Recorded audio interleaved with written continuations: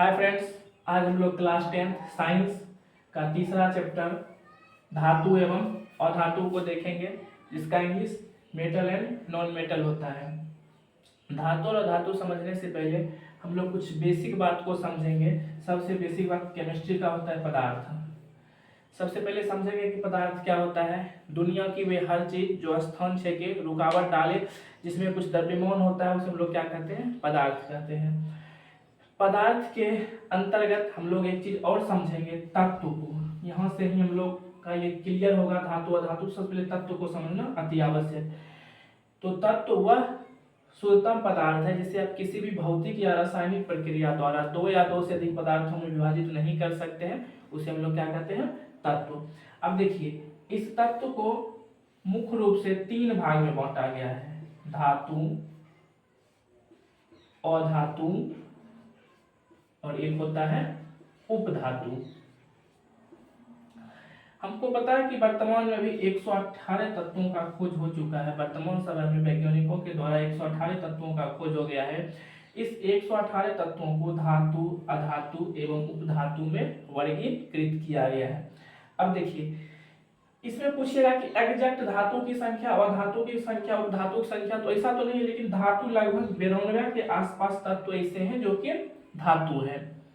22 अधातु है और 4 उपधातु है। फिर आप कहिएगा कि उपधातु की संख्या तो 7 दी हुई है।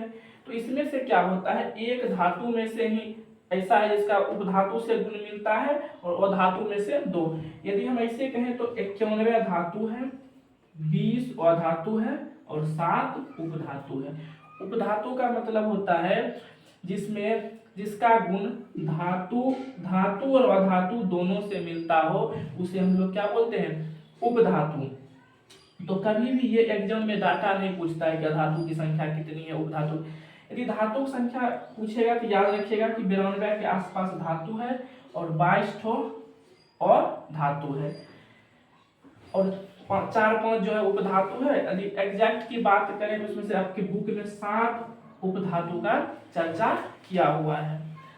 चलिए, इसके बारे में हम लोग समझ गए कि धातु तत्व का वर्गीकरण से धातु अधातु, इसके बारे में समझ गए। अब देखिए, धातु एवं अधातु का जो वर्गीकरण होता है दो आधार पर। एक होता है भौतिक गुण के आधार पर, भौतिक गुण के आधार पर। दूसरा होता है रासायनिक गुण के आधार पर। अब सबसे पहले सवाल यह उठता है कि हम पहचानेंगे कैसे कि कौन धातु है, कौन अधातु है। इसका दो तरीका है। धातु को पहचानने एवं अधातु को पहचानने का दो तरीका है। भौतिक गुण के आधार पर पहचान सकते हैं आप, रासायनिक गुण के आधार पर पहचान सकते हैं। सबसे पहले हम लोग धातु को भौतिक गुण के आधार पे देखेंगे। धातु से शुरू करेंगे, भौतिक गुण के आधार पे देखेंगे धातु का वर्गीकरण। अब देखिए, धातु में नंबर वन में क्या होता है? सबसे पहले धातु में धात्विक चमक होती है। धात्विक चमक होती है।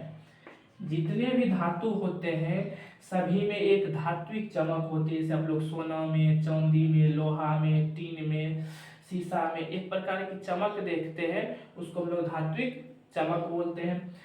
दूसरा, जो भी धातु होगा वो प्रायः ठोस होंगे। धातु क्या होते हैं? प्रायः ठोस होते हैं, लेकिन इसका अपवाद है पारा। पारा जिसका संकेत होता है Hg। आप लोग याद रखिएगा, पारा जिसका संकेत होता है Hg। तो पारा एक ऐसा धातु है जो धातु होते हुए द्रवावस्था में पाया जाता है। धातु होते हुए आपका क्या होता है? द्रवावस्था में पाया जाता है। इसलिए बराबर पूछा भी जाता है, ऐसे धातु का नाम बताइए जो द्रवावस्था में पाया जाता है, तो ये आपका पारा Hg होता है। इसका उपयोग पहले थर्मामीटर में किया जाता था, अब तो डिजिटल थर्मामीटर आ गया। पहले जो आप लोग कांच वाला थर्मामीटर देखते थे उसमें पारा का ही उपयोग किया जाता था। तो धातु में सबसे पहले धातु के गुण में क्या पढ़े? नंबर 1 में धात्विक चमक होती है। दूसरा, धातु प्रायः क्या होते हैं? ठोस होते हैं, प्रायः ठोस होते हैं। इसका अपवाद है पारा। उसके बाद धातु में दो है, एक गैलीनियम Ga और एक सीजियम Cs। ये दो धातु ऐसे है कि जो धातु होते हुए इसको यदि थोड़ा ताप दिया जाए, कमरे के ताप पर ये दोनों द्रव अवस्था में रहते हैं, तो इसका भी ज्यादा ये ठोस नहीं होते हैं। और कुछ कुछ धातु जैसे आप लोग जानते होंगे सोडियम, लिथियम, पोटेशियम, ये सब इतने मुलायम होते हैं कि इनको चाकू से काटा जा सकता है। सोडियम, लिथियम, पोटेशियम ये धातु होते हुए इतने मुलायम होते हैं, इन्हें चाकू से काटा जा सकता है। चलिए हम लोग तीसरा देखते हैं। धातु जो होते हैं उनमें आघात वर्धता का गुण होता है। धातु क्या होती है? आघात वर्ध होती है। ये आघात वर्ध का मतलब क्या होता है? आप धातु, जैसे मान लीजिए मेरे हाथ में ये मार्कर है, इसको हम यदि हथौड़े से पीटेंगे तो ये कांच का, प्लास्टिक का बना हुआ, ये टूट जाएगा। लेकिन आप किसी भी धातु को, यही मान लीजिए मेरे हाथ में इतना सा लोहा का छड़ रहता या सोना का या चांदी का, उसको जब हथौड़े से पीटते तो ये टूटता नहीं, चिपटा होता जाता है। तो आघात वर्धक का मतलब होता है कि आप धातु को पीट पीट कर पतली चादर के रूप में ला सकते हैं, तो उसको आघात वर्धता कहते हैं। सबसे अधिक आघात वर्ध आपका सोना और चांदी होता है। सोना और चांदी जो होता है आपका, सोना का होता है Ag, सोना का होता है Au, चांदी का होता है Ag। सोना और चांदी सबसे अधिक आघात वर्ध धातु होती है। अब देखिए, विभिन्न धातुओं का आघात वर्धता विभिन्न प्रकार की होती है। सभी धातु की आघात वर्धता सेम नहीं होती है। अगला पॉइंट है, धातु प्रायः तन्य होते हैं। धातु में तन्यता का गुण होता है। धातु क्या होते हैं? प्रायः तन्य होते हैं। तन्यता का मतलब हो गया कि धातु को आप खींच कर, मान लीजिए धातु है तो इसको आप खींच कर पतली तार के रूप में ला सकते हैं, तो धातु में तन्यता का भी गुण होता है। और सबसे अधिक तन्य भी सोना और चांदी में होता है। 1 ग्राम सोना से 2 किलोमीटर लंबी तार खींची जा सकती है। इससे अंदाजा लगा सकते हैं कि सोना कितना तन्य धातु है। एग्जाम में पूछा भी जाता है सबसे अधिक तन्य धातु सोना। पूछेगा कि 1 ग्राम सोना से कितनी लंबी तार खींची जा सकती है? 2 किलोमीटर लंबी तार खींची जा सकती है। अगला हम लोग पढ़ेंगे, धातु जो होते हैं विद्युत एवं ऊष्मा के सुचालक होते हैं। धातु जो आपका होता है विद्युत और ऊष्मा के क्या होते हैं? सुचालक होते हैं। इसका अपवाद शीशा होता है। आप लोग याद रखिए लीजिएगा कि शीशा धातु है, लेकिन वो विद्युत एवं ऊष्मा के क्या होते हैं? सुचालक होते हैं। विद्युत एवं ऊष्मा के क्या होते हैं? सुचालक होते हैं। विद्युत एवं ऊष्मा के सबसे अधिक सुचालक होते हैं आपका चांदी। अगला पॉइंट हम लोग देखेंगे, धातु का जो क्वथनांक और द्रव्यनांक होता है, क्वथनांक एवं द्रव्यनांक, ये प्रायः उच्च होते हैं। और अगला पॉइंट हम लोग देखेंगे, धातु से यदि कोई वस्तु टकराएगी तो एक धात्विक साउंड आता है, तो धातु के ये कुछ गुण था। सबसे पहले हम लोग क्या देखे, धातु में सबसे पहले देखे थे कि धातु क्या होते हैं आपका? ठोस होते हैं। इसका बाद में हम लोग पढ़े थे कि पारा। उससे पहले हम लोग एक चीज और देखे थे कि धातु में चमक होती है, धात्विक चमक होती है। धातु में धात्विक चमक होती है।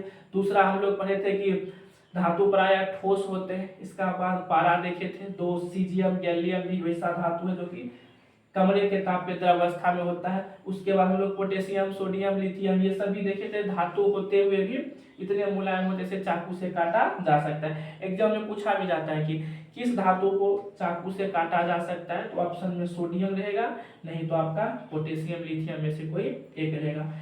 आगे हम लोग देखें कि धातु आघातवर्ध एवं तन्य होती है। आघातवर्ध का मतलब क्या होता है कि धातु को पीट पीट कर पतली तार के रूप में प्राप्त कर सकते हैं। पीट कर आप चादर के रूप में प्राप्त कर सकते हैं। उसके बाद तन्यता का मतलब देखे थे कि धातु को आप खींचकर एक पतली तार के रूप में ला सकते हैं, तो तन्यता का गुण हो गया। उसके बाद हम लोग क्या देखें कि धातु विद्युत एवं ऊष्मा के सुचालक होते हैं। धातु के द्रव्यनांक एवं क्वथनांक उच्च होते हैं। तो ये आपका धातु का क्या हो गया? भौतिक गुण हो गया, बाहरी गुण, जिसको आप लोग कहते हैं मान लीजिए कि धातु है, इसका बाहरी गुण, रंग, रूप, स्वरूप, ये भौतिक गुण हो गया। अधातु का भौतिक गुण धातु के विपरीत होते हैं। जैसे अधातु के भौतिक गुण में क्या होगा, जो जो हम धातु में बताएं उसमें लगभग में नहीं लगा देंगे। जैसे अधातु में चमक नहीं होती है, जो भी अधातु होते धातु की तरह चमक उसमें नहीं होती है। कुछ कुछ अपवाद भी है, ठीक ना, ये भी याद रखेंगे, बहुत सारा अपवाद भी है। उसके बाद धातु अधातु आघातवर्त एवं तन्य नहीं होती है। अधातु विद्युत एवं ऊष्मा के कुचालक होते हैं। अपवाद है ग्रेफाइट। ग्रेफाइट आप लोग ग्रेफाइट के बारे में जानते होंगे, यह एक अधातु है, कार्बन का अपरूप है। ये क्या होते हैं, विद्युत एवं ऊष्मा के सुचालक है। ये अधातु होते हुए भी विद्युत एवं ऊष्मा के क्या है, सुचालक है। इसके क्वथनांक और द्रव्यनांक जो होते हैं प्राय धातु से कम होते हैं। इनमें धात्विक चमक नहीं होती है, या ताने नहीं होते हैं, ये भंगुर होते हैं। इसको हथौड़े से पीटिएगा तो ये सब टूट जाएंगे। तो आप लोग धातु एवं अधातु के भौतिक गुण देख लिए। भौतिक गुण के आधार पर आप लोग धातु अधातु में अंतर समझ लिए। अब देखिए धातु अधातु के बारे में विस्तार से हम लोग समझते हैं। धातु एवं अधातु। देखिए धातु जो होता है वो इलेक्ट्रॉन का त्याग करके धनायन बनाते हैं, धन आयन का निर्माण करते हैं। आप लोग जानते होंगे आयन दो प्रकार के होते हैं। आयन दो प्रकार के होते हैं, एक आपका धन आयन होता है और एक आपका ऋण आयन होता है। तो धातु जो होते हैं इलेक्ट्रॉन का त्याग करके धन आयन का निर्माण करते हैं, जबकि अधातु इलेक्ट्रॉन को ग्रहण करके ऋण आयन का निर्माण करते हैं। धातु के बाहरी कक्षा में जो आप देखते होंगे, धातु के बाहरी कक्षा में 1 2 3, जब धातु का आप इलेक्ट्रॉनिक विन्यास निकालिएगा इसके बाहरी कक्षा में 1 2 3 इलेक्ट्रॉन होगा और इसका ये त्याग करेगा और ये धातु होगा। और धातु के बाहरी कक्षा में 4 5 6 7 ये इलेक्ट्रॉन होते हैं और ये क्या करते हैं, अधातु का इलेक्ट्रॉन को ग्रहण करके अधातु होते हैं, ठीक, ये इलेक्ट्रॉन को ग्रहण करते हैं। अब देखिए हम लोग थोड़ा सा देख लेते हैं कुछ कुछ। जैसे हाइड्रोजन का संकेत आप लोग जानते हैं H होता है, परमाणु संख्या 1, हीलियम का He2, लिथियम का Li3, बेरिलियम का Be4, बोरॉन का B5, कार्बन का C6, नाइट्रोजन का N7, ऑक्सीजन का O8, फ्लोरीन का F9, नियोन का 10, sodium 11, magnesium 12, aluminium 13, silicon 14, phosphorus 16। अब यहाँ थोड़ा सा देख लीजिए, यहाँ तक हम कुछ कुछ आपको बता देते हैं, समझिए। यहाँ पे इसका इलेक्ट्रॉनिक विन्यास आप लोग को सजाने के लिए आता ही होगा। 2n² पे सजाया जाता है। इलेक्ट्रॉनों का वितरण उसके कक्षाओं में 2n² पे होता है। 2n² मतलब n जहाँ कक्षा की संख्या होती है। से पहला कक्षा में n की जगह पे 1 रखेंगे, 1 का स्क्वायर हो जाएगा 1, 2 से गुना करेंगे 2। तो पहली कक्षा में 2 इलेक्ट्रॉन रह सकते हैं। दूसरी कक्षा में n की जगह 2 रखेंगे, 2 का स्क्वायर 2 4 4 2 8। दूसरी कक्षा में कितने इलेक्ट्रॉन रहेंगे, 8। फिर तीसरी कक्षा में आप देख लीजिए 3 3 9 2 18। तो पहला कक्षा में अधिकतम 2 इलेक्ट्रॉन रह सकते हैं, दूसरा में 8, तीसरा में 18। तो हाइड्रोजन में तो परमाणु संख्या 1 ही है तो 1 ही इलेक्ट्रॉन, 2 3 है तो 2 और 1, 2 2 2 3 2 4 2 5 2 6, इसका हो जाएगा 2 7 9 2 8 1, इसका हो जाएगा 2 8 2 2 8 3 2 8 4 2 8 5 2 8 6। और इसके बाद आप लोग सल्फर एवं क्लोरीन को भी देख लीजिए, 2 8 7। आर्गन को भी देख ही लीजिए, 2 8 8। अब देखिए हम लोग क्या पढ़े थे कि धातु के यदि बाहरी कक्षा में 1 2 3 इलेक्ट्रॉन हो तो धातु उसका त्याग करके धन आयन का निर्माण करते हैं। लेकिन इसका अपवाद है हाइड्रोजन और हीलियम। हाइड्रोजन और हीलियम इसके बाहरी कक्षा में, इसके बाहरी कक्षा में 1 इलेक्ट्रॉन है, इसके बाहरी कक्षा में 2 इलेक्ट्रॉन है, लेकिन ये दोनों धातु नहीं है। ऐसे हाइड्रोजन 1 इलेक्ट्रॉन का त्याग करके धनायन भी बनाता है, 1 इलेक्ट्रॉन को ग्रहण करके ऋण आयन का निर्माण करता है, लेकिन हाइड्रोजन और हीलियम आपका धातु नहीं है, यह अधातु है। ऐसे भी आप लोग याद रखिएगा, जितना भी गैस होता है वो धातु नहीं होता है, जितना भी गैस होता है ना वो सब का सब क्या होता है, अधातु होता है। अब देखिए लिथियम, इसकी बाहरी कक्षा में 1 इलेक्ट्रॉन है, इसकी बाहरी कक्षा में 2, इसकी बाहरी कक्षा में 3, ये सब क्या करेंगे, इलेक्ट्रॉन का त्याग करके धन आयन बनाएंगे। कहने का मतलब ये क्या है, धातु है, ये भी आपका क्या है, धातु है, ये भी आपका क्या है, धातु। तो लिथियम, बेरिलियम, बोरॉन ये सब आपका धातु है, क्योंकि ये लोग इलेक्ट्रॉन का क्या कर रहे हैं, त्याग कर रहे हैं। तो लिथियम क्या इलेक्ट्रॉन का त्याग कर रहा है, 1, तो लिथियम में प्लस लिख देंगे। बेरिलियम 2 कर रहा है, Be++। बोरॉन 3 कर रहा है, Be+++। 3 हो गया, जितना इलेक्ट्रॉन का त्याग करेगा उतना ऊपर पे प्लस आ जाएगा धन आयन। अब देखिए कार्बन, हम लोग क्या पढ़े, जिसकी बाहरी कक्षा में अधातु 4 5 6 7, यदि बाहरी कक्षा में ऐसा इलेक्ट्रॉन हो तो क्या होता है, अधातु का होता है। इसके बाहरी कक्षा में 4 इलेक्ट्रॉन है, ये 4 को ग्रहण करेगा, तो आपको पता है कार्बन क्या है, अधातु है। फिर ये भी आपका क्या है, नाइट्रोजन अधातु है। ऑक्सीजन 2 को ग्रहण करेगा, अधातु। फ्लोरीन 7 है, बाहरी कक्षा में 1 करेगा, अधातु। अब देखिए नियोन, कोई कहेगा यहाँ तो 8 है बाहरी कक्षा में, तो आप लोग याद कर लीजिए, इससे पहले हम लोग निष्क्रिय गैस के बारे में पढ़ लिए थे। निष्क्रिय गैस की संख्या 6 होती है, अभी याद भी होगा आप लोग का। सबसे पहला है हीलियम, फिर क्या है, neon, argon, krypton, xenon, radon. इसमें देख लीजिए हीलियम का तो परमाणु संख्या 2 होता है, इसका 10 18 36 54 86। इसमें देख लीजिए हीलियम को छोड़कर सभी निष्क्रिय गैस के बाहरी कक्षा में 8 इलेक्ट्रॉन होते हैं, और जितना भी निष्क्रिय गैस होते हैं वो सब के सब क्या होते हैं, अधातु होते हैं। हम पहले ही बता देते, एक भी गैस जो होगा वो धातु नहीं होगा, निष्क्रिय गैस जितना भी होगा वो अधातु ही होगा। तो नियोन आपका क्या है, अधातु ही है। फिर सोडियम में देखिए बाहरी कक्षा में क्या है, 1 इलेक्ट्रॉन है, यहाँ पे 1 का त्याग कर देगा, सोडियम क्या हो जाएगा, धातु।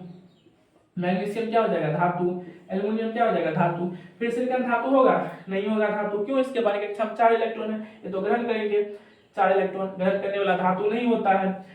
फास्फोरस नहीं होगा, सल्फर नहीं होगा, ये सब धातु नहीं होगा। क्लोरीन नहीं होगा। फिर आपका आर्गन, ये आर्गन होगा जिसके बाहरी कक्षा में 8 इलेक्ट्रॉन, तो निष्क्रिय गैस है, निष्क्रिय गैस थोड़ो आपका धातु होता है। हाँ, पोटेशियम बोलिएगा K19, इसका 2 8 8 1, हाँ ये धातु होगा। इसके बाद कैल्शियम 20 2 8 8 2, ये भी आपका धातु होगा।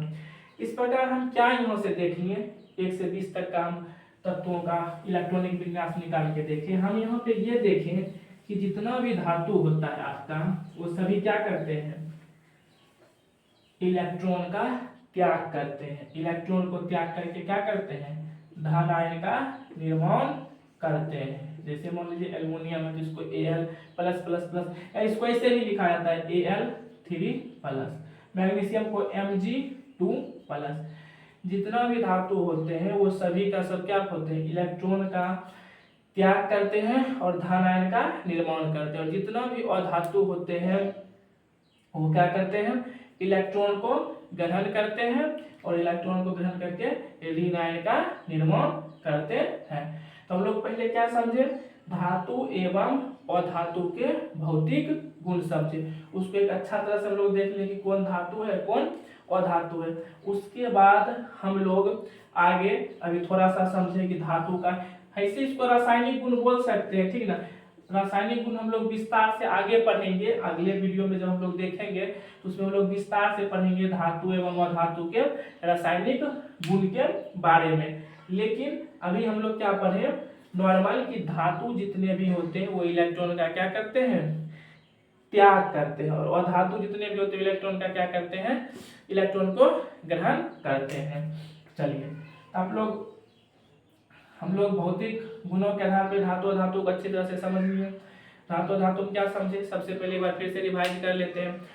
धातु में समझे कि धातु में धात्विक चमक होती है, धातु प्रायः ठोस होते हैं, धातु अगाध वर्ध एवं तन्य होते हैं, ये विद्युत एवं ऊष्मा के क्या होते हैं, सुचालक होते हैं, इसमें धात्विक साउंड होती है, और धातु में क्या पढ़े, इसमें धात्विक चमक है, और धातु में चमक नहीं होती है, ये अगाध वर्ध एवं तन्य नहीं होते, ये विद्युत एवं ऊष्मा के क्या होते हैं, कुचालक होते हैं, इसके द्रव्यमान कोष्णक क्या होते हैं, निम्न होते हैं। अब कुछ कुछ धातु से याद रखिएगा, जैसे आपको पूछ देगा कि सबसे अधिक आघातवर्ध धातु, तो सोना याद रखिएगा, दूसरा स्थान पे चांदी आता है।